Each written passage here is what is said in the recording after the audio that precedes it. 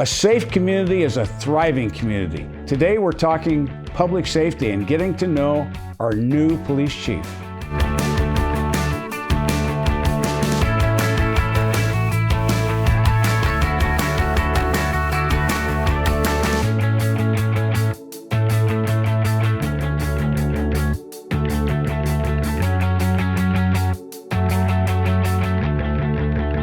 Hello, I'm Mayor Skip Hall. Welcome to my Council Conversation show. The city of Surprise has a strong reputation for being a safe place to live, work, and play. In fact, Surprise was recently ranked the 6th safest city in the nation by Safewise. That ranking reflects what great residents we have here in our city, but also what a great police department we have. One that abides by the motto, "We are your police," and is focused on community service and partnership. Today I'll be talking with Terry Young, our Assistant City Manager and former police chief, about some of the policies and practices that keep our police department operating at a standard of excellence. Our new police chief, Benny Piña, is also here to talk about his background and his vision for the department. So welcome, Terry and Benny. No, our pleasure. Thanks for having us this morning. You know, I really appreciate you being here today. Terry, I know you're busy. But never too busy for you, Mayor. Yeah, but you were promoted to assistant city manager after spending a lot of time in police enforcement over the years, and you're also a veteran. Yes, sir. And so, for our residents that don't know you, could you kind of give us a quick background of what you've been doing? And as you know, I've been fortunate over the last 5.5 years as the chief to. I think that's one of my favorite things is being able to get out in front of our residents and have conversations and get to know them. So I know most of them I've had an opportunity to meet or interact with in some way, but certainly for those that I haven't met, and as you pointed out, and you know, I started out life young out of high school going into the Navy, knew I wanted a career in law enforcement, but was 17, I needed a few years, and honestly, as a young man, I knew I could use the discipline that the military would give me also. And just wanted to serve my country. So I went into the United States Navy and did an enlistment there and got out right as I turned 21, which worked out well for law enforcement. That's the minimum age, as you know. And I got hired early on by the Maricopa County Sheriff's Office, and that's where I spent 21 years. I retired there as a deputy chief. Okay. But early on, I had the privilege of patrolling out here in the Northwest Valley. And during that time, Surprise was, as you know, a different city at the time. In fact, It was a town. Right.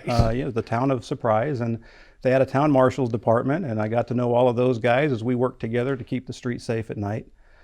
But progressed through my career, again, to the rank of deputy chief and retired. And in 2010, I had a really good friend here named Mark Schott, who at the time was the interim police chief, and as you know, went on to be our HR director and ultimately assistant city manager before he retired recently. Right. And he shared an opportunity here with me where I felt this would be a good home for me, and I felt with my background I could make a difference and help. And so I began here as a police commander in November of 2010, and I got to tell you, it has just been a privilege every day since then to be a part of this city. That's great. From day one, welcomed by our team members, welcomed by the council, our leadership.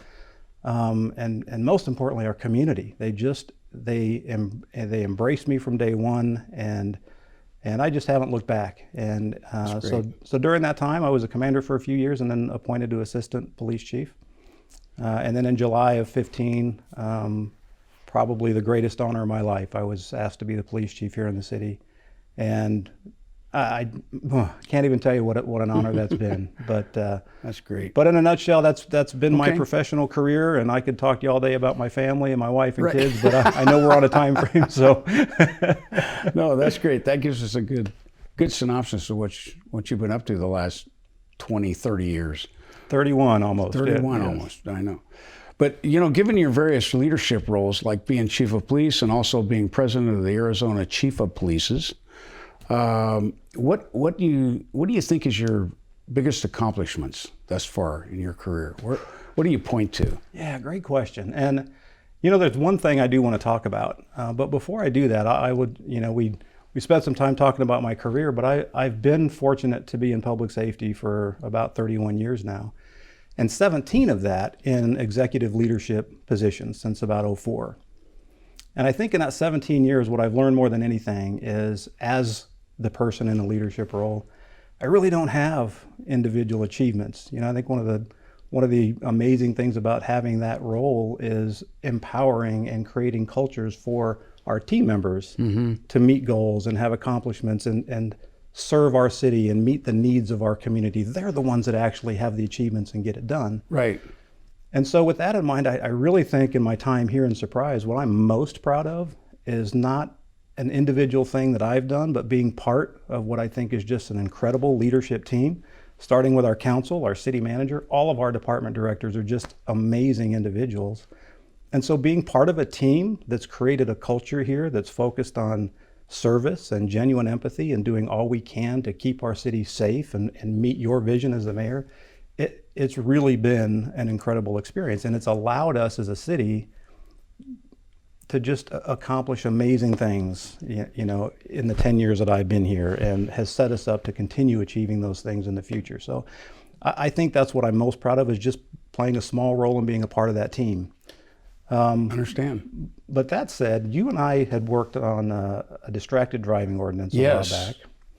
And that was part of a bigger program, fell kind of under the umbrella of our Drive-Wise Surprise program. Right. Which is just about traffic safety. And I think why that's important and why I feel such a sense of accomplishment there, that was born out of what I think is the most important thing we all do. And frankly, that's listen. So early on as the police chief, I made it a point to get out in the community and listen. We can't begin to serve them if we don't know what's important to them. We can't pick it for them. What are their needs? What do they want us to do? And what I heard loud and clear above anything else in the world of public safety was traffic safety. In our city, as you know, we're blessed with an incredibly low crime rate. We don't have extraordinarily high crime rates like some areas might. So when I talk to community members, what they're really focused on is traffic safety. That's what they see every day. So with that in mind, and knowing that's important to them, we went to work. And again, as part of that collaboration, it wasn't just the police department. It was the police department, the fire department, communications, public works, everybody coming together, working with the community, creating public messaging that made sense, that would resonate with folks. You've seen our signs around the city, Drive-Wise Surprise. Our communications team did a phenomenal job putting these public service messages together. All of these things in concert, because we know we can't just write tickets and solve a problem. We got to get everybody focused on a safe driving culture. Right. So I think because it was a combination of us listening to our community members, coordination between a number of different departments, and it just being a collaborative effort, we created this program that in the last several years has really flattened out the rate of accidents that we see. Noticeably so, not just a little bit. Our accidents were on a steady increase, collisions here in the city. And as a result of this program and involvement from our community members, we're seeing that flatten out and even reduce. And that creates a safer environment for everybody on the road. And so that's something we should all be proud of. You bet. That's great. Very good. I want to talk about an issue now that is near and dear to all our hearts, and that is attracting and hiring the best of the best for our police department. Yes. And I need to say, I think Surprise and where Chief Piña comes from, Peoria, we're kind of unique in that we're kind of away from the cities like Seattle and Portland and Chicago and New York, and where they've had some real issues, lack of support for police. And we don't experience that here in this city, thank God. And but I know there's a lot of police that are really concerned about their future. Yes. And they're sensitive to the support of not only the residents, but of the city council. And what's the politics? And we're solid behind police, and you know that. Absolutely. Okay, but we're a growing city. We added 6,000 residents last year. So we need to keep pace with making sure our city remains safe. We need to bring more young men and young women into the police department. So what are you doing about that, Terry? How's that working? Yeah, well, I appreciate, that's a great conversation. First of all, I want to say that I really think, and you mentioned this, Mayor, I think we have our community members to thank for our ability to continue to attract the highest quality candidates out there, because we do have incredible support in our community for our police department. And that's the result of years and years and years and years of deliberate collaboration and efforts to strengthen that relationship. And so because our officers know that they enjoy that support, it makes it easier to want to come to work here and to want to stay working here. They also see the support from our leadership, from you and our council. It's not lost on our officers that in some places in the country where they're talking about defunding the police, and some places are actually doing it, that you and our council are adding positions, recognizing the growth of our city and knowing that that's important to our community members, that we maintain a safe city. Right. So in the face of all that, you know, even mid-budget year last year, you added some officers because you knew our budget would allow for it, and it's important. And that's not lost on our officers either. And so that's really been, I think, the foundation of our ability to do that. But to your point about how are we hiring the best of the best? How do we make sure that, because our community members don't just want somebody in a uniform with a badge on, right? They want somebody who's competent and dedicated and empathetic and can resolve their issue for them. Right. And so that's what we're looking for. And so a couple of things, I'll touch quickly on the hiring process itself, but I want to talk about a broader range of how we ensure that that's the case. All agencies in the state fall under the same sort of minimum requirements for a state certified police officer, and that's overseen by a state board called Arizona Post, and they establish those minimum requirements. And we certainly meet those. But more importantly, a critical step in our hiring process is before any police officer candidate gets hired to go to the academy, or if we take a lateral from another agency, they have to meet with and be interviewed by the police chief and the command staff. And we deliberately ask questions and interact in a way that ensures us that this person is not only minimally qualified, but is the right person to wear the surprise police uniform and work amongst a pretty amazing team, and goes out there every day dedicated genuinely to solving problems and helping our community stay safe. And so that's what we're looking for. But you can't just do it in a hiring process. And here's what's important, where I feel like we really step out and make sure we have the highest quality officers on the road. It's important to hire the right people. But a number of years ago, we created a division within the department that's called the Professional Development Division. Within that division, they are part of ensuring that we have the hiring processes to select those top candidates.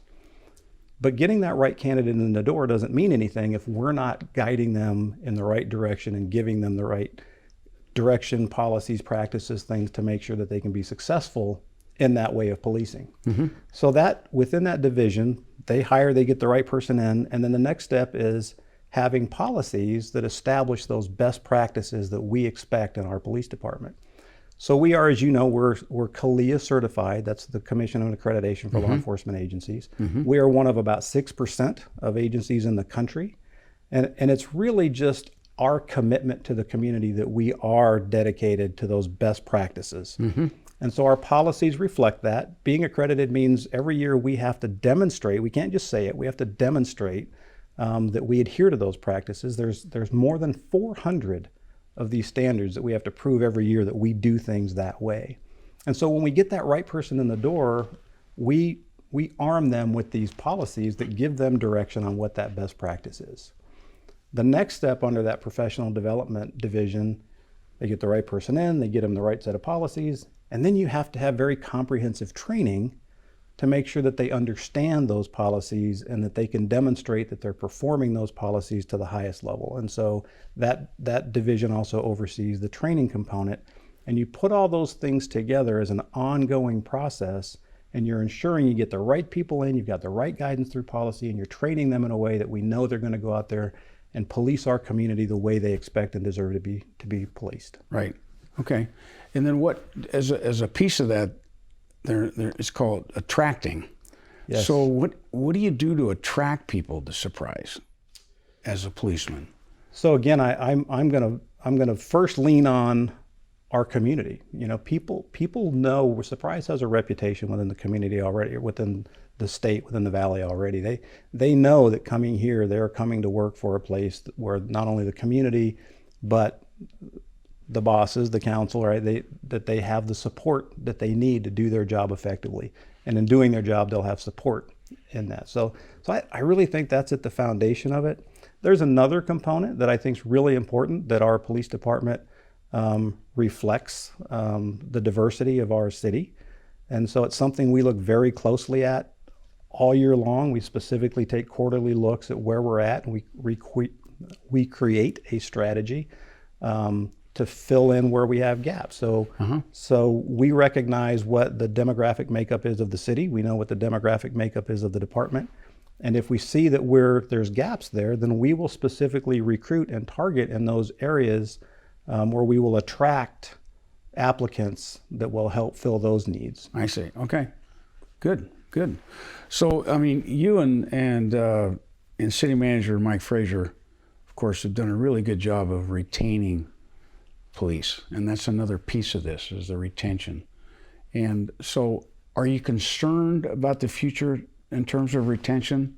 And if so, what are you doing about it? At this point, I have almost no concern about retention. It's something that we don't see here. And again, I've hit on it 2 or 3 times, and you touched on it. Once you're here, it's such an enjoyable place to work because of that community support and our leadership support. It just makes being a police officer something you feel good about and something you enjoy doing. We have a working culture that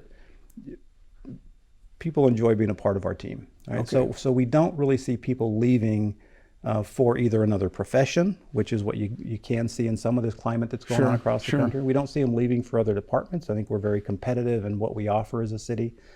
Where I do have concern, and I think Chief Piña may speak to some of this and ideas he's got moving forward, is, to your point, we're growing rapidly. And so even if we're maintaining the officers we have, we need to continue to grow. We need to continue to add officers. And in this climate across the country, even though we have a really good atmosphere here for hiring, it's still difficult to fill those vacancies, especially when you're growing and you need that many that quickly. And so there's things that need to be looked at, I think, continuously to ensure that we're in a position to attract officers in really what's becoming a pretty competitive pool, because Surprise is growing incredibly fast, but so is the whole valley. And so all of these cities are competing for a pretty limited, shallow pool of applicants.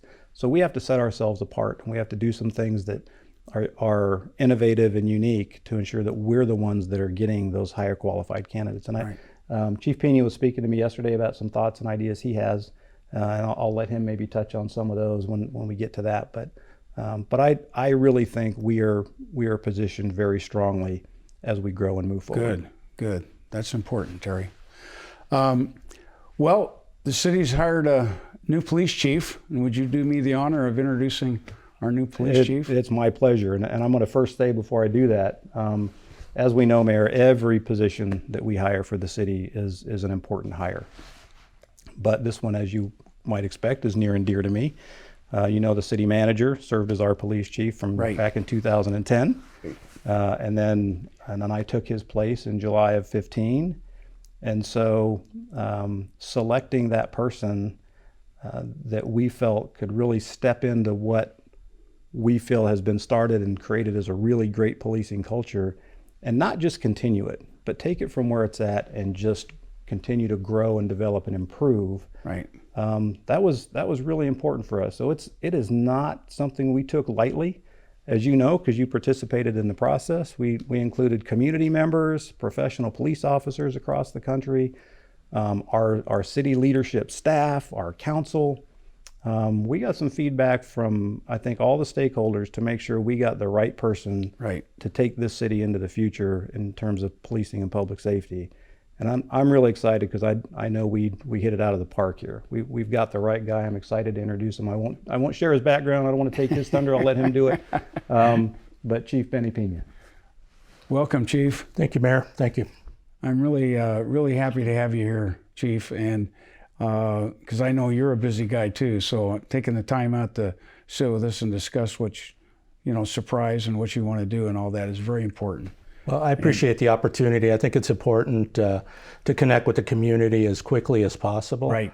And I think this is a great venue for us to do that. And just give you an idea, I've been connecting with my department over the last 2 weeks that I've been on here. So I've been hitting the briefings and all the meetings and trying to meet all the staff and going into the communications area while the dispatchers are working and seeing how things were. It's been so exciting because I'm walking into a highly efficient, high-functioning police department. Yeah. Literally, other than your normal bumps every day in the road, how normal business is run. But that's the approach I'm taking. Is we've got a business out there of providing quality service. We're in a service industry, and so far everything that I've seen so far is very impressive, and I'm excited. Good, Chief. So can you share with the residents about your background, where you came from? I've been in law enforcement 32 years, but born and raised here in the Valley. Many of the places I've come from don't exist anymore because they changed and altered as the Valley's grown. But I went to college here locally. I'm an ASU grad.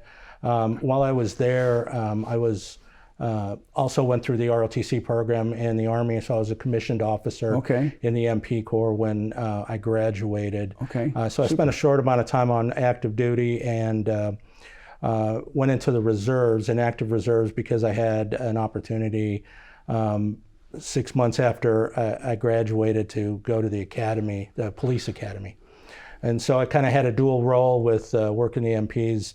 And learning that job from an Army officer perspective, which has very minimal policing, actually, more of a POW function in the real world and security out in a combat zone in going to the academy. But my passion from childhood was to be a detective, to investigate crimes. That's what it comes down to. As my mom was completely against this, but I used to tell her, hey, they don't, there's no TV shows about, there's some patrol shows out there. I said, but, engineer, she wanted me to be an engineer. I said, there's not a TV show about engineers. There's a whole bunch of them about detectives. So yeah, that's true. And you just get the bug, And so I started with Phoenix PD and worked my way up through, various assignments. I had some really unique assignments, but one of them actually was working for, at that time, Assistant Chief Frazier in Phoenix in the investigations division. And so my connection goes back to him quite a ways, great leader and mentor. And so from working with him as an administrative role, I actually ran the homicide unit in Phoenix for about 4 years and had an opportunity to work what everybody else called the baseline killer, but I called it the Mark Godot. We never gave him credit for a fancy nickname. He was just what it was at that time, and great opportunity. But realized that I had I loved that job, but it was personally taking a lot out of me. And so under Mike's encouragement, I promoted to commander and ran a precinct and had some different opportunities there. That's super. Very good. There's nothing. I mean, at that point, doing that kind of work really was everything I wanted in my career. But when you become in higher management and leadership, you see the need and the opportunity to really develop people more so than you can about yourself. So, and so after 25 years there was an opportunity to become an assistant chief in Peoria with Peoria Police Department. And so I tested and earned that position where I stayed for 7 years and really opened my eyes to the foundation of collaboration in the West Valley.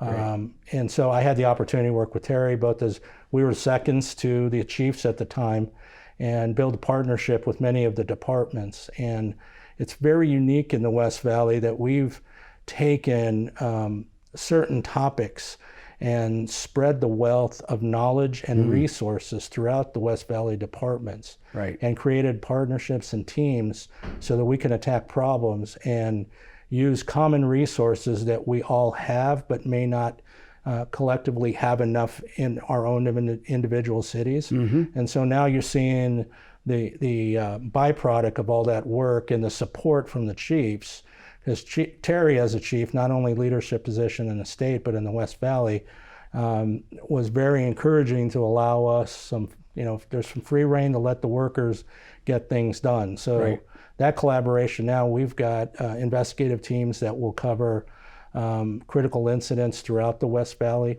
We're building a field force that I think is more appropriate for our neighborhoods and our community. You see, crowd control in so many places, and it looks out of control and extremely disjointed. Yes, but collaboratively, we have enough personnel in the West Valley that when we come together and go to whatever municipality needs that service, that we can do it, I think, at a higher level with more appropriate levels of control and management. Because of what we've done. It's unprecedented for 11, 12 cities to come together on an intergovernmental agreement at that level. That's great. But that's where we're at with it. So that's great, Benny. And so having a leadership role in that has been tremendously satisfying to me. Well, you touched on it, Chief, but my next question has to do with, the West Valley is known for its being safe. Correct. And Surprise specifically. And you also came from a pretty safe city in Peoria. You got a great reputation there. Yes. So how do we move it forward, keeping that going the right direction? Correct. For safety. Well, when I started with this just a couple weeks ago, but my first my message to the young officers in the entire department is that I have something that's a little mantra of mine, is saying it's called investigative intensity. I want them to be offended if somebody does something in the city, and I want them to carry that passion through and find who investigate. And I really emphasize the fact that the media reports things that happen in the city, and my officers will be investigators, not reporters. I'm going to try to eliminate that word from our language, but oftentimes you'll say, "Oh, I need a police report." You need a police investigation. Yeah. And it's a mindset change. It's a little bit of a language change. Right. But it really is to the core of what we do. Yeah. We investigate crimes, and we'll hold people accountable at the appropriate level. Right. And do so in a professional manner with respect to both our victim as well as the suspect, because at the end of the day, we need to find out why somebody was acting irrationally and see if we can, perhaps make a change in their life that eliminates further action down that way. Right. Very good. So good. That's kind of my core. That's my core, beliefs at the beginning of starting off here as the chief. Yeah, that's good. It's amazing how a little language change can change a perspective, isn't it? We do the same. I mean, I've done the same thing in my background in business, and if you capture the language right, you get the thinking right. Correct. And it's so it's very important. Why did you choose Surprise? Why did you want to come here? Well, I think many of the things you've discussed is exactly what I was looking for in a position. When the position came open, I think it's just literally the perfect situation for me. I had a career goal to be a police chief. I was in a good position and high functioning police department. But when you look at everything else in the world, where are those opportunities going to come with when you have council support? Right. You have a tremendous leader at the top, at the city manager, who I know and who my core beliefs are very similar, if not almost identical, and then the opportunity to reconnect with Terry and work again with him. Right.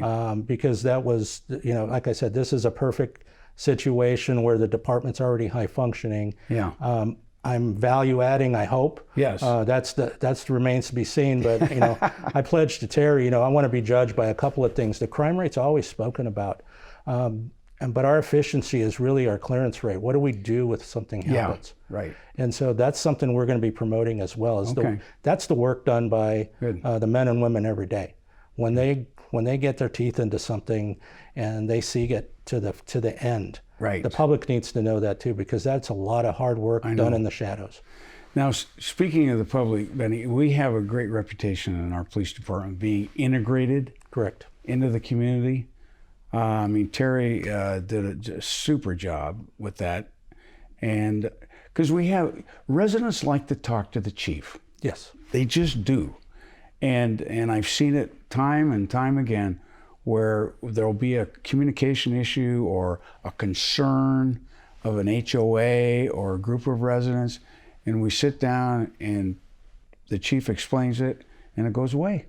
You know, it's because it's usually communication, right, Chief? Absolutely. And so that, how do you see extending that, staying with that community involvement? Correct. Well, I've already received a few opportunities to be able to speak at some of the community groups. And I've also asked our very valuable volunteers that work with us every day in uniform. Yeah, Citizen Patrol. Citizen Patrol, I've told them, you know, they live in the community, and I've told them to, you know, let their neighbors know, let their HOAs know, let their community groups know that I'm available. I want to know exactly what they're thinking, and I need that input. Yeah. I learned very early in my career as a commander, as I had a precinct, and I dictated all of the great things we were going to do.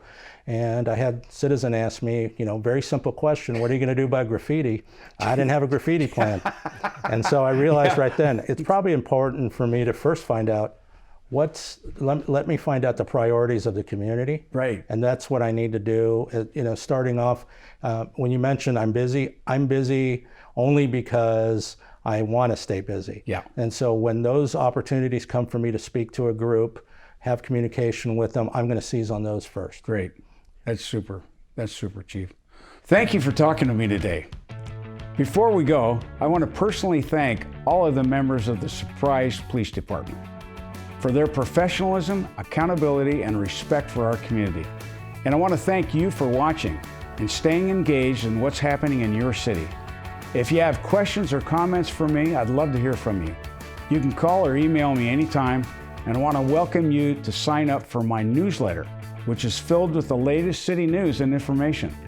To sign up, just click on the Notify Me button on my website. Thanks for watching.